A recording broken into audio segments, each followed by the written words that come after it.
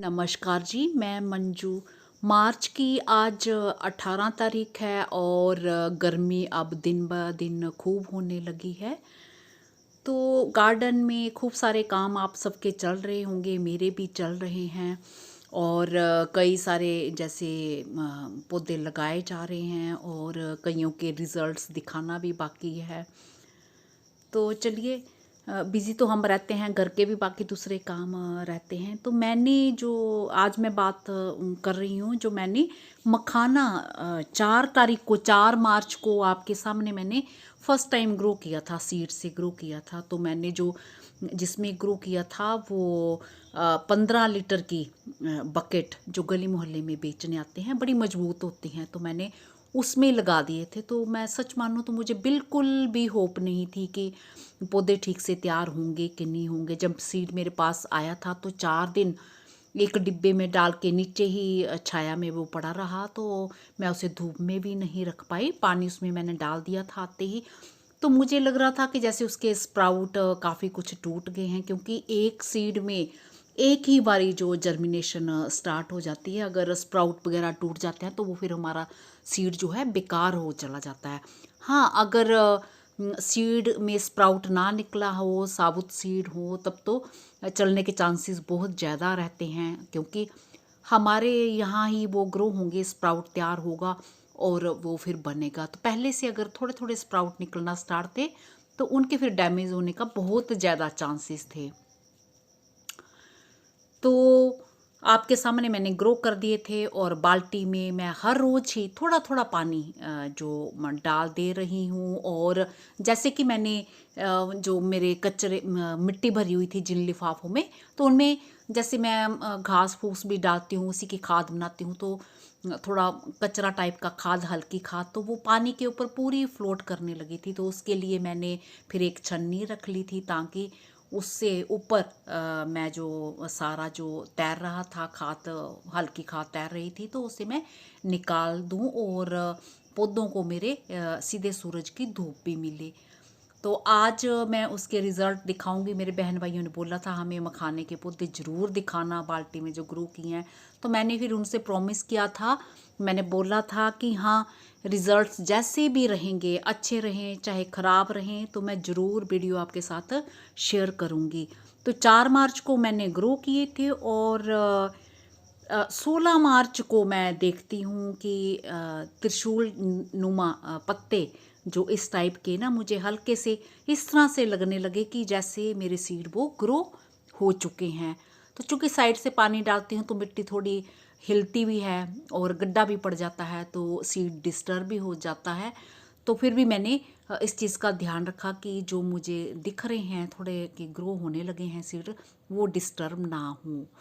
तो और 18 तारीख है और आज मैं देख रही हूँ उनकी बड़ी जल्दी ग्रोथ हो रही है। बिल्कुल पत्ते पता कैसे लग रहे हैं, जैसे हमारे वाटर लिली लगाए होते हैं ना, काफ़ी कुछ उन्हीं की तरह लग रहे हैं मुझे। तो चलिए अब देखते हैं उनके रिजल्ट्स। आगे भी आने वाले टाइम में मखाने के जैसे भी रिजल्ट्स रहेंगे, अच्छे रहेंगे या बुरे रहेंगे, जब बहुत ज़्यादा गर्मी में, क्योंकि ह्यूमिडिटी जहाँ पे जिन जगहों में होती है, अच्छी बरसात होती है, तो वहाँ पे पौधे ज़्यादा अच्छे से चलते हैं। तो हमारे यहाँ तो सूखी गर्मी पड़ती है। तो मुझे नहीं पता कि गर्मियों में, भरपूर गर्मियों में उनके वो कैसे रहने वाले हैं। तो चलिए देखते हैं अब वो किस तरह से हैं, मेरे गार्डन में लगे हुए हैं, कितने बड़े हुए हैं।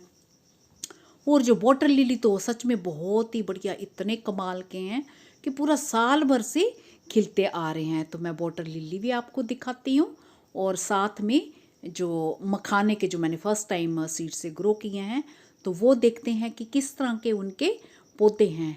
बाकी अगर वो सर्दियों वाले गार्डन में आप जो काम कर रहे हैं सीड चुनने का, वो अभी आप सीड चुनने का काम करिए, उन्हें धूप में सुखाइए और फिर उन्हें स्टोर करने का भी काम अभी आपको करना है। इसके साथ साथ जो न्यू न्यू प्लांट्स लगाने हैं और जो पौध तैयार हो रही है उन्हें ट्रांसप्लांट भी कर सकते हैं।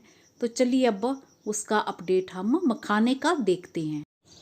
वाटर लिली तो जैसे जो ऐसा है कि जैसे लगता है कि ये कभी भी खिलना नहीं भूलते हैं, पूरा ही साल भर, चाहे ठंड थी, सर्दियों में भरपूर ठंड थी एक एक दो दो तब भी खिलते रहे और अभी भी देखिए कितने अच्छे से खिल रहे हैं, बहुत ही बढ़िया शानदार तरीके से। तो इस तरह से ये मेरे गार्डन में खिल रहे हैं। और एक टब मैंने ये रख दिया है, इसमें कभी एक दो खिलते हैं। तो सबसे बढ़िया जो अच्छे रिजल्ट्स रहते हैं वो बरसात के मौसम में रहते हैं। तो इसके पत्ते भी देखो काफ़ी कुछ जो मखाने के पत्तों की तरह लग रहे हैं। तो चलिए मखाने के पत्ते पहले दिखा दें। तो मखाने का अपडेट पहले देखते हैं। ये वही 15 लीटर की बकेट है आपके सामने, जो मैंने इसमें मखाना के सीड्स लगाए थे। तो जैसे कि मैंने बताया कि मैंने 4 मार्च को लगाए थे और ये पत्ता दिख रहा है ऊपर ही, बिल्कुल ऊपर आ गया है। 4 मार्च को मैंने ग्रो किए थे आपके सामने, वो वीडियो मेरा देख सकते हैं। और उसके बाद जो मुझे ये 16 मार्च को मतलब दिखना शुरू हो गए थे। तो इस तरह से दिखना शुरू हुए थे। ये जो दिख रहा है ना नीचे पत्ता, ये इसमें मिट्टी की लेयर आ गई है। ये इस तरह से थोड़ा त्रिशूल टाइप का इस तरह से ये पत्ता दिख रहा है। तो ये ऐसे मुझे दिखना जो शुरू हो गए थे मार्च को, जो 16 मार्च को। तो 11-12 दिन के बाद इनकी ग्रोथ जो स्टार्ट हो गई थी। तो 3 पौधे निकले हैं, एक ये है, एक ये है और एक ये है। तो मुझे होप नहीं थी, कुछ और भी ये निकल रहा है, तो मुझे होप नहीं थी कि ये निकलेंगे।